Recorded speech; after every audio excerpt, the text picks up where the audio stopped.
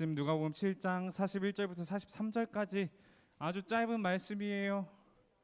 길지 않아요. 예, 아주 짧은 말씀 우리 함께 한 목소리로 읽어보겠습니다. 한 목소리. 누가복음 7장 41절부터 43절 한 목소리로 읽어보겠습니다. 시작. 어떤 채권자에게 두 사람의 채무자가 있었다. 한 사람은 500데나리온을 빚졌고 다른 한 사람은 50데나리온을 빚졌다. 이 두 사람이 다 빚을 갚을 수 없어서 채권자가 모두 빚을 없던 것으로 해주었다. 그러면 둘 중에 누가 더 채권자를 고맙게 여기겠느냐? 시몬이 대답했습니다. 더 많은 돈을 면제받은 사람입니다. 예수님께서 시몬에게 말씀하셨습니다. 내가 옳게 판단했다. 아멘. 우리 함께 오늘 예수님은 누구를 구원하러 오신 걸까? 라는 제목으로 함께 이야기를 나눠보도록 하겠습니다. 여러분 많이 피곤하시죠? 그래요? 네, 커피 한 잔씩 하고 오세요. 어쨌든 피곤한 중에도 이렇게 나온 우리 친구들, 선생님들 너무나 환영하고 축복합니다. 벌써 몇 월이죠? 세월이 너무 빠릅니다.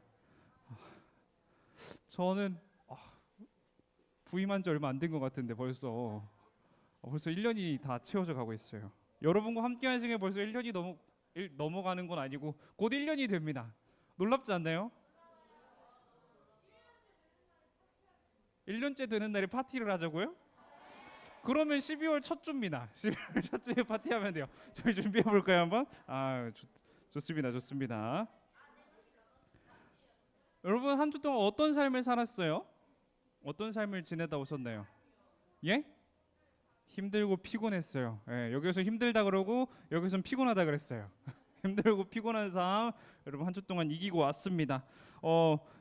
그럼 한 주 말고 지금까지 10개월 생각해 보면 어때요? 여러분 좀 보람찬 삶을 살았나요? 10달 동안 2022년 한 해 그래도 보람찼어요? 뭐가 제일 보람찼어요 그러면?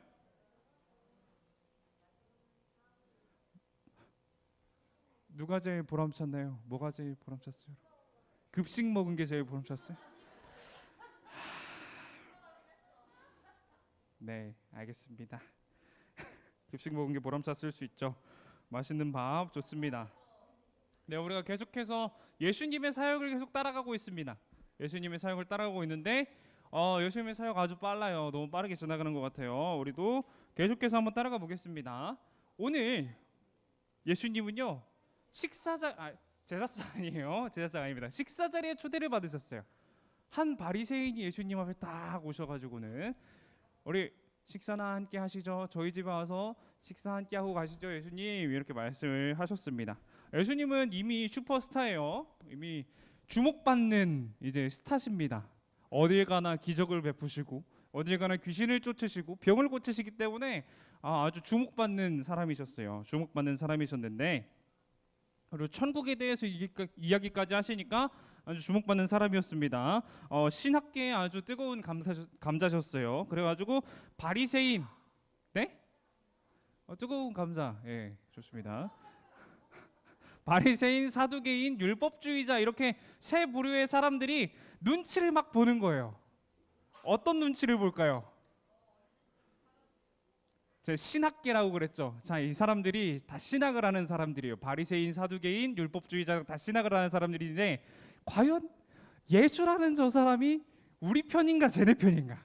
눈치를 계속 보고 있는 거예요. 우리 편이야, 쟤네 편이야? 율법주의자야, 바리새인이야, 사두개인이야? 판단을 하려고 눈치를 보고 있었어요. 그런 상황 속에서 한 바리새인이 예수님을 식사 자리로 초청을 합니다. 집으로 초청을 한 거예요.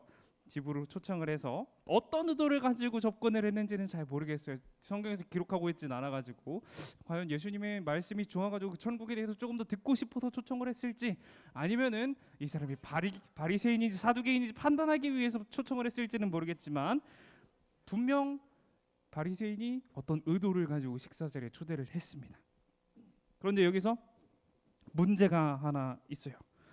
예수님 어떻게 식사를 하셨을 것 같아요, 여러분? 예수님은 어떤 모습으로 식사를 하셨을까요?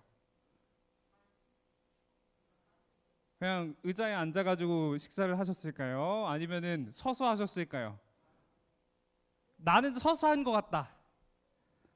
서서 하는 사람 2명, 3명. 나는 의자에 앉아서 하신 것 같다. 1명, 2명. 네, 좋습니다. 그러면 나는 바닥에 앉아서 먹으셨을 것 같아. 네, 하나, 둘, 셋. 네. 네. 예수님께서는 놀랍게도 이렇게 누워서 하셨습니다. 이 당시 로마의 문화였어요. 식문화였습니다. 로마의 식문화. 신기하죠? 예수님이 저렇게 최후의 만찬 때, 여러분, 최후의 만찬 때 이렇게 그림 보면 앉아 있잖아요. 사실은 이렇게 누워서 드신 거예요. 누워서 한 손으로 이렇게. 네, 놀랍죠. 네, 식문화였습니다. 그 당시 문화가 그랬어요. 그래서 독특하게도 헬라어 본문을 찾아보면 우리 성경에는 예수님께서 식사하러 앉으셨다라고 기록이 되어 있는데 헬라어 원어를 살펴보면은 예수님께서 식사하기 위해서 누우셨다라고 기록이 되어 있습니다. TMI였고요. 네, 이렇게 다시 식사 이야기로 돌아와가지고 식사를 하신다는 소문이 도니까 그 마을에 사는 한 죄인이 예수님을 찾아왔습니다. 찾아오셔가지고 갑자기 막 비싼 향유병 저 뭐 들고 있죠? 비싼 향유병을 들고 찾아와가지고 막 우는 거예요. 막 울어요. 울면서 어디에 부을까요? 발에 붓습니다. 발. 예. 오늘은 발이에요. 머리에 붓는 장면도 있긴 해요. 오늘은 발이에요. 발에 붓고 어떻게 해요? 자기 머리털로, 머리가 기니까 머리털 갖다 이렇게 막 닦아드리는 거예요. 제 머리는 짧아서 안 될 것 같아요. 제가 누워서 해야 돼요? 좋습니다. 펑펑 울면서 갑자기 예수님이 식사하려고 자리에 누우니까 누우면 어떻게 돼요, 여러분? 발이 제일 멀리 가죠. 제일 바깥으로 가죠. 그 발에다가 갑자기 향유를 탁 부으시더니만 머리로 막 닦는 거예요. 이 모습을 보고 이 식사의 자리에 초대한 바리새인, 이 바리새인은 이 여자가 어떤 여자인지 알고 있었습니다. 마을에서 죄인으로 여겨지던 여자였어요. 그래서 이 사람이 마음속으로 이런 생각을 합니다.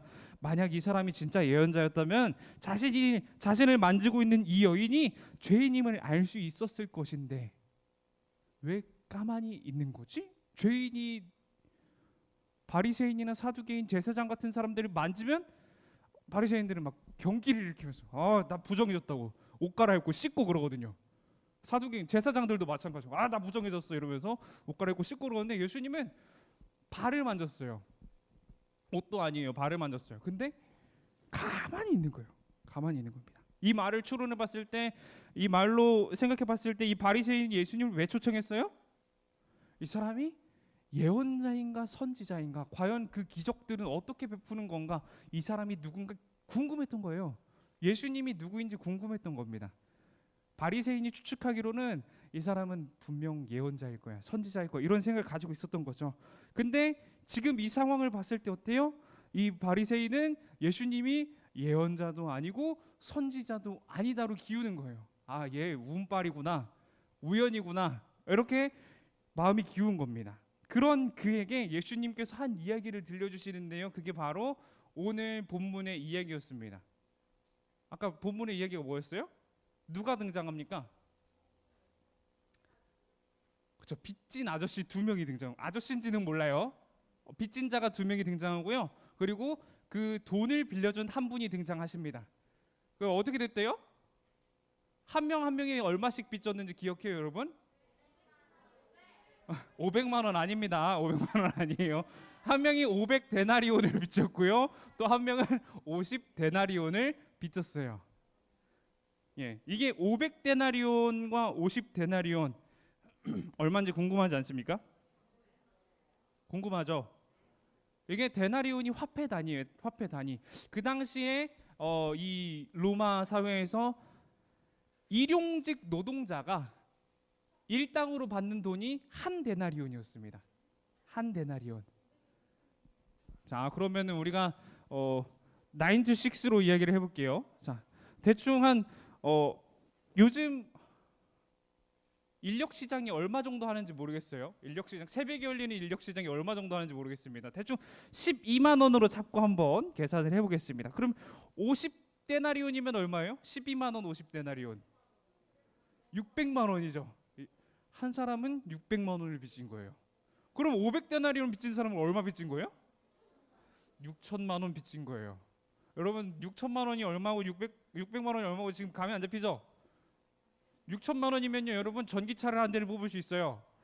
현금 박치기로 빚지 카드빚 없이 현금 박치기로 전기차를 한 대 뽑을 수 있어요. 요새 아이오닉 6를 파는데 그 친구들을 한 대 뽑을 수 있습니다. 600만 원이면 어때요? 600만 원이면 제가 가지고 있는 애플 모든 걸 살 수 있습니다. 아이폰, 아이패드, 맥북, 이어폰도 살 수 있고요. 애플워치도 살 수 있고요. 또 뭐 살 수 있을까? 애플카는 아직 안 나왔잖아요. 그건 못 사요. 아주 큰 돈이에요. 600만 원도 적지 않은 돈인데 6천만 원, 큰 돈입니다. 자, 근데 두 사람이 어땠대요? 이 빚을 갚을 능력이 없대요. 그러면 빚을 왜 졌어? 이런 생각이 들죠. 근데 다행히도 빌려준 사람이 뭐라고 했어요? 그래요. 안 갚아도 돼. 니들 갚을 돈도 없잖아. 갚지 마. 이렇게 말을 한 거예요. 그러면은 이 둘 중에 누가 더 기뻐했을까라는 게 오늘 예수님의 이야기였습니다. 누가 더 기뻐했을 것 같아요? 당연히 6천만 원이 기뻐했겠죠. 시몬도 똑같이 생각했습니다. 6천만 원이죠, 예수님. 그런 사람 어디 없나요? 이렇게 물어봤을 거예요. 가서 돈 빌리겠다고.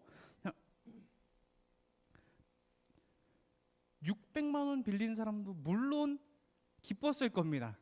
그렇죠?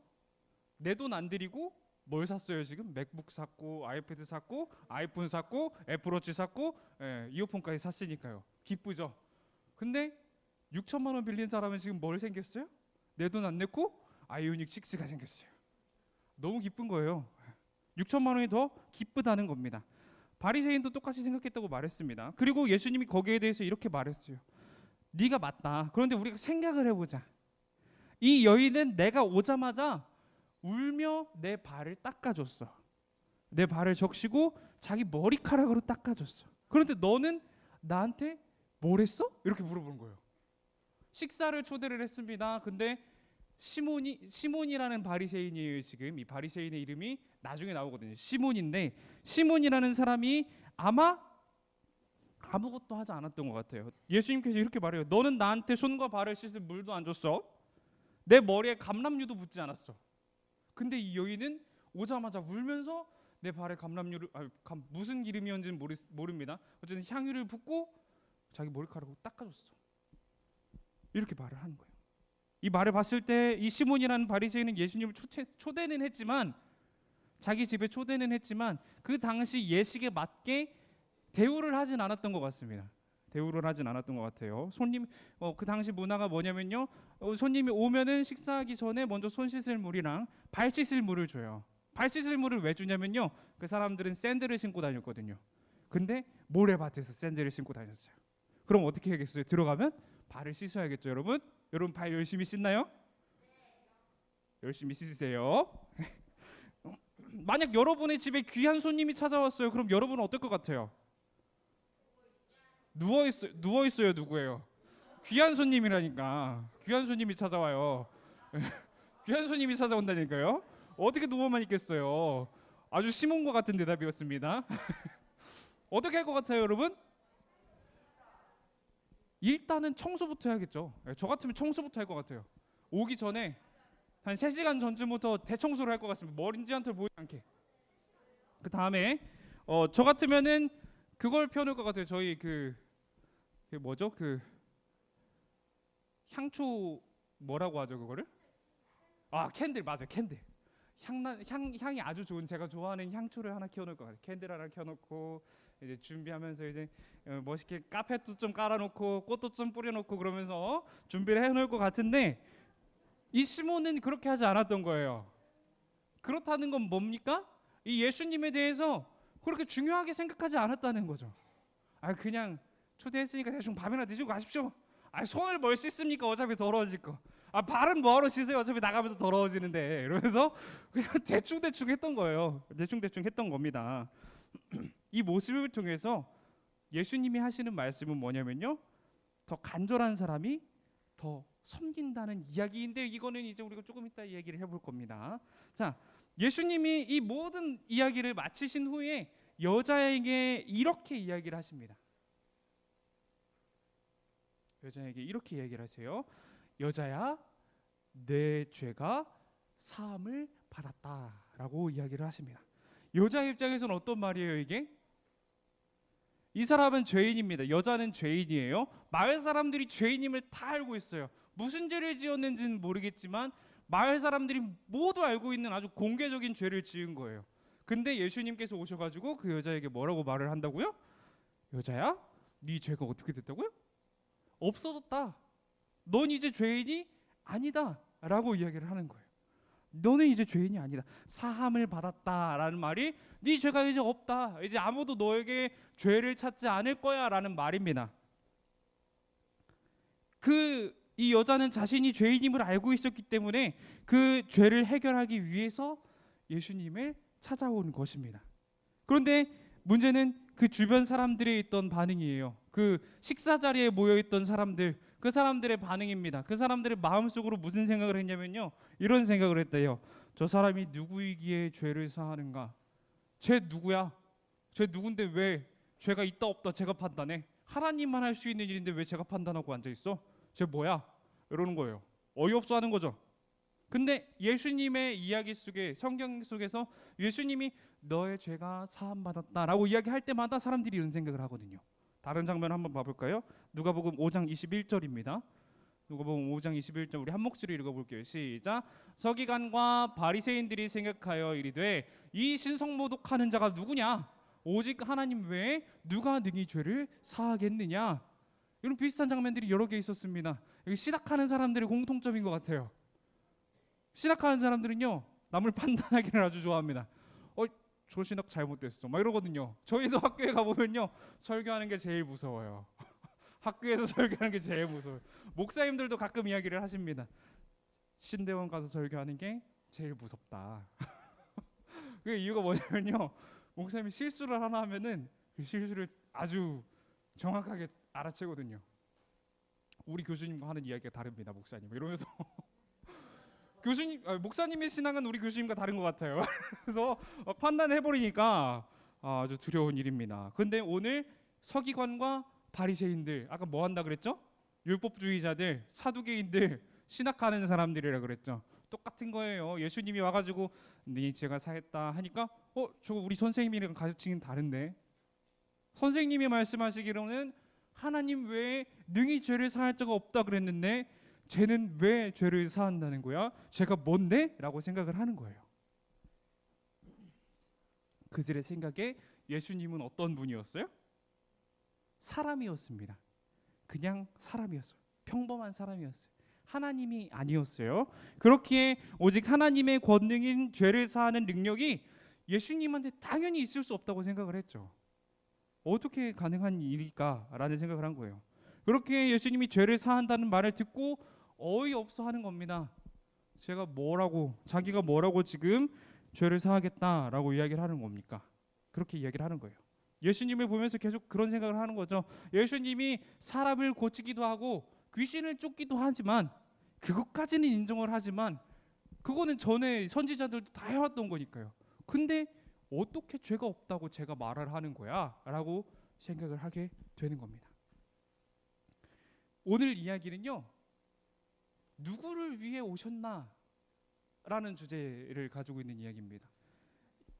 아닌 것 같죠. 지금 이야기를 쭉 들어보니까 이게 왜 전도사님이 이상한 말 하는 거야? 또 뭐 이상한 질문을 가지고 왔어? 이렇게 생각할 수도 있는데, 사실은 이 내용의 연장선상입니다. 예수님이 누구를 위해 오셨는가라는 질문과 여기에 대한 연장선상으로 예수님을 만난 사람은 어떤 반응을 보이는가에 대한 이야기를 담고 있는 구절입니다. 먼저 예수님이 구하러 온 사람은 누굴까요? 바로 자기가 누군지 알고 있는 사람이에요. 자기 자신에 대한 이해가 있는 사람입니다. 예수님이 식사하러 자리에 앉으셨어요. 정확히는 누웠죠. 기대어 누우셨습니다. 근데 갑자기 한 여인이 다가와요. 그 여인이 어떻게 하면서 다가와요, 여러분? 막 펑펑 울면서 오는 거예요. 펑펑 울면서. 갑자기 예수님 보더니만 막 펑펑 울면서 향유 옆에 끼고선 펑펑 울면서 오는 겁니다. 그 이유가 뭘까요? 궁금하잖아요. 왜 예수님을 보고 저 여자는 울면서 예수님을 만나러 왔을까? 궁금하죠. 여자는 왜 울은 것일까? 많은 학자들이 이에 대해서 뭐라고 이야기를 하냐면요, 이 사람은 죄사함에 대한 말씀을 듣고 왔을 것이다 라는 추측을 합니다. 이 사람은 이미 죄사함을 경험한 사람일 것이다, 하나님을 만난 사람일 것이다 라고 이야기를 해요. 죄인인 이 사람이 예수님이 절하시는 말씀을 듣고 그를 따라다니며 이미 복음의 말씀을 듣고 자신이 죄인임을 깨달은 사람이다 라는 것이죠. 그래서 회개하며 나아온 것이다 라고 이야기를 합니다. 그러니까 이 여인의 눈물은 뭐예요? 예수님을 바라보고 자기 죄를 깨닫고 죽을까 하는 두려움의 눈물이 아니었어요.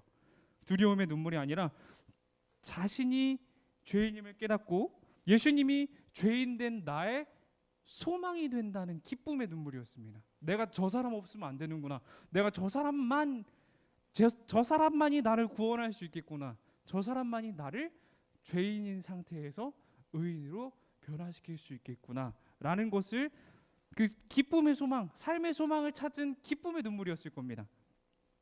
깜깜한 어둠 속에서 한 줄기 빛을 본 거죠. 그래서 눈물을 흘리면서 다가옵니다. 그런데 바리새인은 예수님을 보고 아무렇지 않았죠. 예수님 보고 아무렇지 않았어요. 이 두 사람의 차이가 뭔지 알겠어요, 여러분? 이제 바리새인은 자기가 뭐라고 생각을 해요? 나는 율법 잘 지키는 뭐예요? 의로운 사람이에요. 나는 저 죄인이랑 달라요. 그래서 죄인이 날 만지면 형끼리 일으키면 싫어하는 거예요. 나 의인인데, 부정 탔어 막 이러면서, 어디 감히 날 만져. 나 의인인데, 하나님께 인정받은 율법을 다 지켜나가는 의인인데 어디 감히 죄인인 사람이 나를 만지고 있어 이러면서 자기가 의인이라고 생각하기 때문에 그 삶에 빛이 필요가 없습니다. 내가 빛이니까. 내 삶은 율법으로 이미 구원을 받은 삶이에요. 그렇기 때문에 예수님, 구원자, 메시아가 더는 필요 없습니다. 뭐하러 구원을 두 번 받아요? 하나님한테 한 번 인정받으면 되지. 예수님 필요 없는 거예요. 메시아 필요 없는 거예요. 그런 삶을 살아갔던 사람이고, 아까 죄인인 여인은 어땠어요? 삶의 소망이 딱 하나밖에 없었습니다. 예수님 아니면 안 되는구나. 내가 예수님 아니면 내 죄를 사할 수가 없겠구나. 내가 예수님이 없으면 계속 죄인된 삶, 이 어두운 삶을 살아가겠구나. 그래서 간절한 마음으로 울며 나와가지고 향유를 깨뜨리고 예수님 발에다 부은 겁니다. 그렇다면 예수님을 만난 사람, 이 행동에 대해서 한번 살펴보기로 그래요. 이 여인의 행동 어떻게 했다 그랬죠? 향유를 깨뜨려서 예수님 방에다 부었어요. 향유가 어떤 걸까요? 향유 옥합에 들어 있었는데요. 비싼 향유입니다. 비싼 향유. 비싼 거예요. 비싼 거. 석고로 만들어진 고급진 어떤 포장재라고 보이는데요. 고급진 포장재에 들어 있어요. 고급진 포장재에 들어 있으면 안에 있는 건 뭐겠어요? 고급진 거겠죠. 안에다 올리브유 넣어놓진 않았을 거 아니에요. 그렇죠? 포도씨 같은 거 넣어놓진 않았을 거 아니에요. 그럴 수도 있긴 하지만 그럼 그 무슨 낭비예요? 그럼 회계 안 씁니다. 이때는 안 써요. 그러니까 우리가 생각해보면 어떤 거예요? 지금 어떤 걸 예수님 발에 부은 거예요? 명품 향수, 샤넬 향수. 지금 잠깐 이거 칙 해가지고 이렇게 해서 발라야 되는 거를 그냥 갖다 부은 거예요. 갖다 부은 거예요. 다른 사람이 봤을 때 이 여자가 무슨 짓 한 거예요 지금? 미친 짓 한 거예요. 미친 짓. 저기 뭐 하는 짓인가? 저 비싼 걸 왜 저기다 갖다 붓나? 어디다 부었다고요? 발이면 어디예요? 제일 냄새도 못 맡는 곳에다 갖다 부은 거예요 지금. 냄새도 못 맡는 곳에다 갖다 부은 겁니다. 다른 사람이 보기에는 이 여자가 울면서 한 이 행동이 엄청 어이없는 행동인 거죠.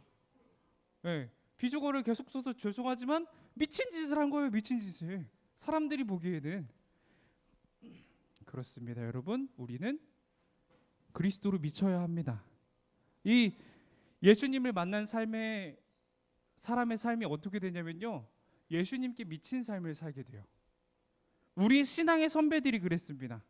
다 예수님께 미친 삶을 살았어요. 자, 초대교회 성도님들 한번 볼까요? 우리 선배님들이에요. 우리 신앙의 선배님들입니다. 만나면 인사해 주시고 그래야 돼요. 저분들은 어땠냐면요, 어떤 미친 짓을 했는지 한번 살펴볼게요. 저분들은요, 자기 재산을 막 팔았어요. 자기 재산을 막 팔았어요. 내 좋은 거 있으면 갖다 팔았어요. 땅이 어떤 사람이 기록되어 있냐면요, 땅을 판 사람이 성경에 기록됩니다. 땅을 팔았대요. 땅이 그냥 논 한마지기 이 정도가 아니라 자기가 가문 대대로 오던 그 큰 땅, 뭐 거의 선산 갖다 판 거예요. 누구 뭐 하려고? 선산을 갖다 팔았는데 뭐 하려고 갖다 팔았어요? 나의 이웃을 구제하려고, 나보다 가난한 사람 먹이려고 판 거예요. 우리가 봤을 때 어떤 또라이죠. 네. 미친놈입니다. 이해가 안 돼요. 이상한 사람입니다. 네, 이상한 사람이에요. 이상한 사람이에요. 그리고 우리 나라 속에 있는 역사의 이제 선배님들 한번 볼 건데요. 이분들이에요. 이분들이 누구냐면요, 뭐 허연 거 입고 이제 머리밖에 안 보이시죠? 네. 조선시대입니다. 조선시대 평양 대부흥 운동이 있을 때 당시 사진이래요. 저분들은 어떤 이상한 짓을 했는지 알아요, 여러분? 모르겠죠. 저분들은 막 3시간을 걸어가요. 3시간을 걸어가요. 평양에서 집회를 하면은 막 함경도에서 막 걸어오는 거예요. 산 넘고 호랑이 있을 때 산 가다가 먹히기도 하고 그러면서 막 가는 거예요. 뭐 하러? 예배 드리러. 이 두 분들 어때요? 우리가 봤을 때 어떤 분들이에요? 이상한 분들이에요. 네, 이상한 분들이에요. 내 재산을 왜 팔아? 그렇죠? 내 재산을 왜 팔아? 아까워 내 아이패드 아까워 죽겠는데 이거 어떻게 팔아요? 맥북 아까워 죽겠는데 이거 어떻게 팝니까? 네. 그리고 시간 아까워 죽겠는데 공부해야 되는데 3시간을 걸어서 무슨 예배를 드리러 가요? 그렇죠? 차 타고 가는 거 아닙니다, 여러분. 걸어가는 겁니다. 걸어가면 어떻게 해요? 보통 우리는 3시간 걸으면 어때요? 3시간 걷고 여러분 예배 드린다고 생각해봐요. 어떨 것 같아요? 자요. 네, 잡니다. 예배하다 자요. 우리 함께 말씀 읽겠습니다 하면 자요. 그리고 언제 일어나요? 주기도문 하겠습니다 하면 일어나요. 진짜 놀라워요. 우리 학교에 보면요, 예배를 정말 많이 드리는데 우리 전도사님들 보면 진짜 놀랐습니다. 우리 함께 말씀 읽겠습니다 하면 이렇게 우리 함께 주기도문을 예배하시겠습니다 하면 일어나서 하늘에 계신 주님 이렇게 하거든요. 그러는 거예요. 보통은 그래요. 좀 그렇습니다. 그러니까 이분은 어떤 분들이에요? 아주 이상한 분들이에요. 네. 근데 예수님을 만난 사람들은 이렇다는 거죠. 그리스도를 바로 알고 나의 삶을 해결할 분이 유일하다. 이 예수님이 없으면 내가 삶을 살아갈 수가 없구나. 예수님만이 나의 인생을 책임지시고 나의 인생에 붙드시는 분이구나 하게 되면 우리가 이렇게 똑같이 미치게 된다는 거죠. 이상한 짓을 하게 된다는 거예요. 지금 저도 미쳐 보이나요? 미쳤어요? 그렇군요. 네, 저도 사실은 살짝 이상해요. 횟가닥 했습니다. 반쯤 돈 것 같아요. 다 돌진 않았어요. 아직 아이패드가 좀 아깝고 맥북이 좀 아까운 걸 보면요, 다 돌진 않았는데 반쯤 돈 것 같아요. 반쯤. 네, 반쯤 돌았으니까 여러분 앞에 이렇게 서가지고 증언을 하고 있죠. 반쯤 돌았으니까 다른 대학 안 가고 총신대학 가서 이러고 있죠. 네. 사랑하는 여러분, 여러분도 그리스도로 미치기를 너무나도 축복합니다. 그리스도 외에는 아무것도 보이지 않기를 너무나도 축복해요. 그의 영광을 위해서 그 무엇도 아끼지 않는 삶을 살아가는 여러분이 되기를 너무나도 축복합니다. 그런 은혜를 성령님이 여러분에게 부어주실 것이라 믿으며 우리 함께 기도하며 나아가도록 하겠습니다. 우리 함께 기도하기를 원하는데요, 우리 함께 기도할 때 이런 기도 제목을 가지고 기도하기를 원합니다. 사랑의 하나님, 내가 죄인임을 고백하며 살아가게 하옵소서. 내가 그리스도의 영광을 위한 삶을 살아가게 하옵소서.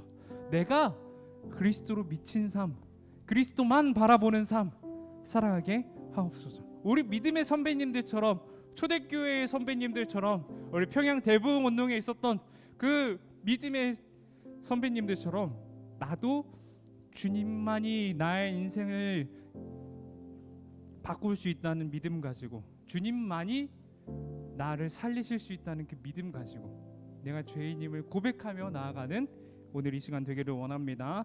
우리 함께 두 손 모으고 눈 감고 우리 입술로 고백하며 함께 기도하며 나아가겠습니다. 함께 기도드리시겠습니다. 사랑과 은혜가 충만하신 하나님, 오늘 우리가 말씀을 통해 신 사람 한 명입니다. 주님, 그런데 우리도 주님 앞에 그런 사람이 되기를 원합니다. 주님만을 바라보며 주님 없으면은 우리의 삶이 살아갈 수 없다는 것, 내가 그저 계속 죄 가운데 살게 된다는 것을 깨닫고 고백하는 삶을 살기를 원합니다. 주님이 없다면 살아갈 수 없다는 것을 내가 고백하며 살아가기를 원합니다. 주님, 우리 귀한 아이들 언제나 그 삶 가운데 주님이 계시기를 원합니다. 우리 귀한 아이들 언제나 그 삶 가운데 주님의 그 사랑하심이 계시기를 원합니다. 성령님이 함께 하시어서 말씀을 읽으면 알게 하시고 기도하면 응답받게 하시고 언제나 그 삶 가운데에서 주님의 인도하심, 계획을 깨닫는 삶을 살아가기를 원하는데, 그러기 전에 내가 먼저 죄인임을 깨닫고 주님이 없으면 살아갈 수 없다는 것을 깨닫고 살아갈 수 있도록 도와주시옵소서. 우리가 고백하며 나아갈 수 있도록 도와주시옵소서. 결국에는 내가 주님과 같이 살겠다, 내가 나의 선배들처럼 살겠다 고백하는 우리 초등부의 귀한 아이들, 그리고 우리 선생님들이 될 수 있도록 주님께서 함께 하시고 인도하여 주시옵소서. 하나님, 주님께 우리의 삶을 드립니다. 주님의 영광이 아니라면 그 어떤 것도 선택하지 않게 하시고 오직 주님의 영광을 바라보며 내가 나의 신앙을 지키며 살아가게 하옵소서. 주님의 은혜와 사랑만 붙잡고 나아가는 우리가 되게 하시며 위로하시는 주님의 은혜를 신뢰하고 드리며 나아가게 하옵소서. 우리의 삶을 주님 함께만 맡겨드립니다. 사랑과 은혜가 충만하신 우리 주 예수 그리스도의 이름으로 기도드립니다. 아멘. 함께 주기도문으로 예배를 마치도록 하겠습니다. 하늘에 계신 우리 아버지여, 이름이 거룩히 여김을 받으시오며 나라의 임하옵시며 뜻이 하늘에서 이룬 것 같이 땅에서도 이루어지이다. 오늘날 우리에게 일용할 양식을 주옵시고 우리가 우리에게 죄 지은 자를 사하여 준 것 같이 우리의 죄를 사하여 주옵시고 우리를 시험에 들게 하지 마옵시고 다만 악에서 구하옵소서. 대개 나라와 권세와 영광이 아버지께 영원히 있사옵나이다. 아멘. 함께 이제 세상으로 나아갈 건데 오른손을 들고 한번 외치고 나아가도록 합시다. 시작. 나는 하나님의 자녀다. 하나님을 사랑하고 이웃을 사랑하며 하나님의 기쁨이 되자.